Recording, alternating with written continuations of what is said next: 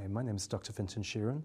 I'm a lecturer in intellectual disability nursing in Trinity College, Dublin, and I've been speaking at the BILD Conference in Dublin here in relation to oppression and the need to identify and address oppressive issues prior to and during the use of any positive behaviour approaches.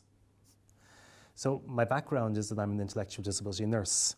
I trained about 28 years ago. I spent a lot of time working in services, both in intellectual disability services, many of which provided input to people who had behavioural challenges, but also I worked in general health situations such as orthopaedics.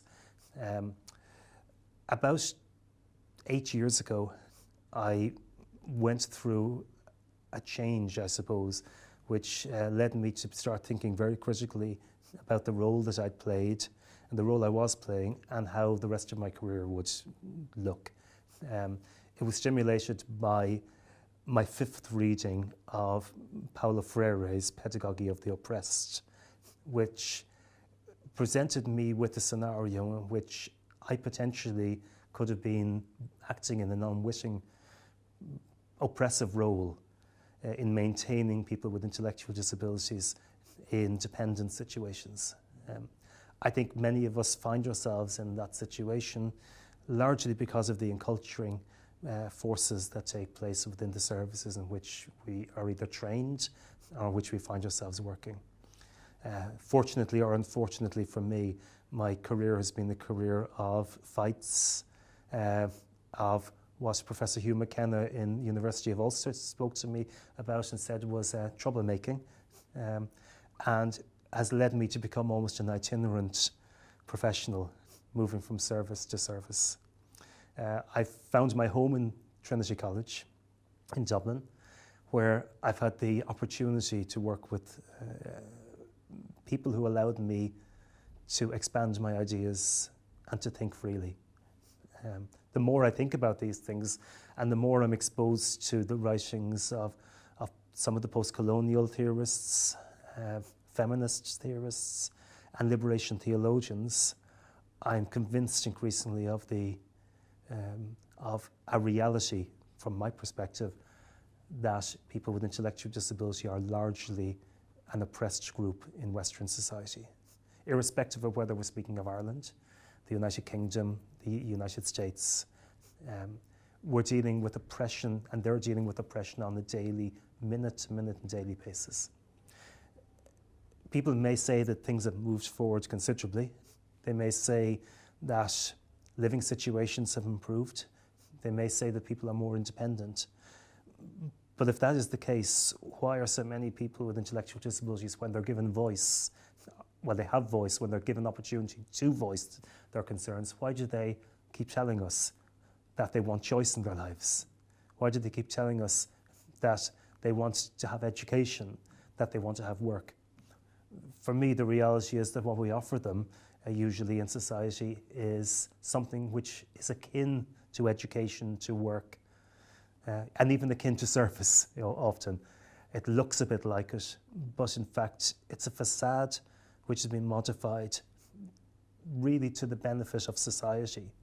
Because when we look at what we offer, we're offering something which is based on the charitable model. Some writers, such as John Sobrino from El Salvador, would suggest that that charitable model is aimed at appeasing the guilt of society, more so than meeting any real changes in the lives of people. If we look below the surface of the issues, at the issues which affect people with intellectual disability now, we find that the fundamental issues of human rights still aren't being dealt with. So, at a conference such as this, when you bring a perspective which grounds the conference in oppression, and I think there's been foresight in BILD in doing this, because it starts the day off from a very different set of theories on which to build further discussion during the day. In a conference such as this, by beginning with the premise of oppression being a possible context for understanding behaviour and understanding responses to behaviour. It allows us to explore whether our formal responses using therapeutic approaches and using positive behaviour approaches are actually there to achieve individual person-centred outcomes for people with intellectual disabilities, or whether they're just another type of therapy which provides roles for professionals. And in the past, we've seen a lot of that happening. So this conference gives us an opportunity to reflect on those issues. And I think it's very, very useful that in some of the speakers today have talked about the importance of person-centeredness, the importance of knowing the person, and of including them in design of things such as behaviour support plans and approaches. The idea of knowing is very important to me, because my feeling is that when we look at instances as demonstrated in the likes of Winterbourne View or in Bungalow 3 in the Irish documentary, we see situations where knowing is not present, where people don't know the people they're providing service to. And when I say know, that's real knowing. They may know their names, they may know their gender, but they don't actually know them. And I found this in discussions with service providers quite often, that they know about the person for the period of time that they've been providing service to them, but they know little else than that. The real engagement in which knowing happens doesn't actually take place. Paulo Freire speaks of dialogic engagement. Dialogic engagement suggests that there's a two-way communication, and that doesn't necessarily have to be a verbal two-way communication.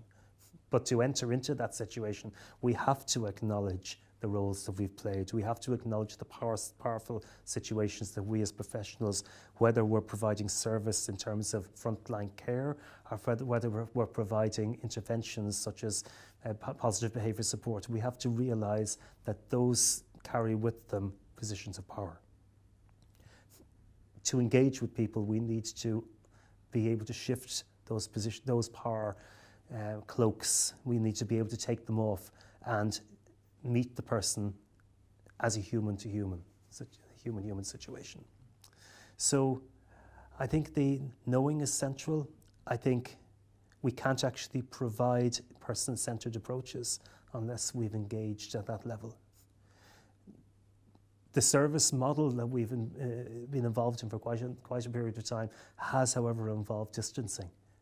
And I think before we started looking at approaches such as positive behaviour support and affirming them as being the answer to issues that are presented, we need to look and ensure that we've addressed the fundamental problem, and the fundamental problem being lack of knowledge.